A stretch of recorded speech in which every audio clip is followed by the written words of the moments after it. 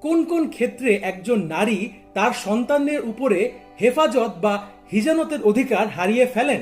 প্রথম কারণটি হচ্ছে, যখন একজন মুসলিম নারী তার বিবাহ বিচ্ছেদ পরবর্তী সময়ে এমন কাউকে বিয়ে করে যিনি তার পূর্বের সংসারের সন্তানের সাথে কোনো আত্মীয়তা সম্পর্ক নেই। এর কারণ হচ্ছে, একজন নারী যদি তার পূর্বের ঘরের একজন সন্তানকে তার নতুন সংসারে প্রবেশ করায়, তখন সেই শিশুটি অবহেলার শিকার হতে পারে।